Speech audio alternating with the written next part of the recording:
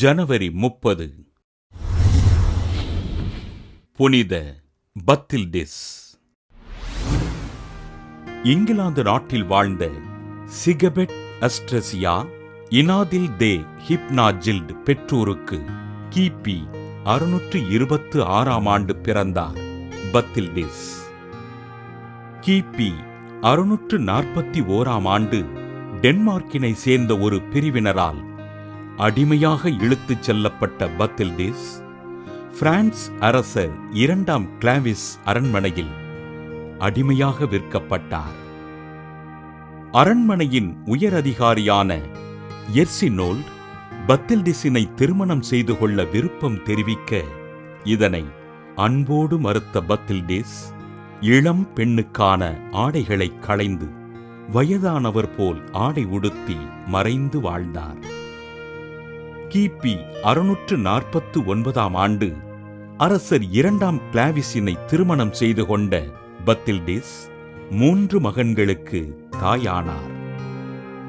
கிபி 658 ஆண்டு அரசர் கிளாவிஸ் மரணமடைய அரசியாக பொறுப்பேற்ற பத்தில்டிஸ் புனித எலிஜியூஸின் வழிகாட்டுதலின்படி ஆட்சி செய்தார்.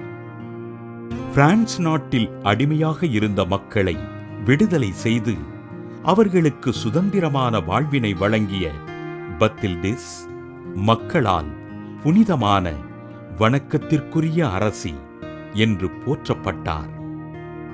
தனது எஞ்சிய வாழ்வினை இறைவனுக்கு அர்ப்பணித்து இறைப்பணி செய்ய விரும்பிய பத்தில்டிஸ் ஆட்சி பொறுப்பினை தன் மூத்த மகன் குளோட்டையரிடம் ஒப்படைத்துவிட்டு புனித செல்ஸ் துறவு மடத்தில் சேர்ந்து துறவியானார்.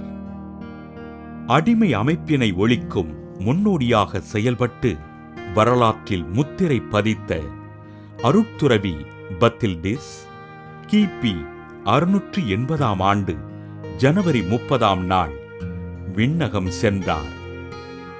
அடிமையாக தன் வாழ்வினை தொடங்கி அரசியாக பொறுப்பேற்று தனது இறுதி வாழ்வினை துறவியாக தாழ்ச்சியோடு வாழ்ந்த பத்தில்டிஸினை திருத்தந்தை நிக்கோலாஸ் கிபி 880 ஆண்டு புனிதராக உயர்த்தினார்.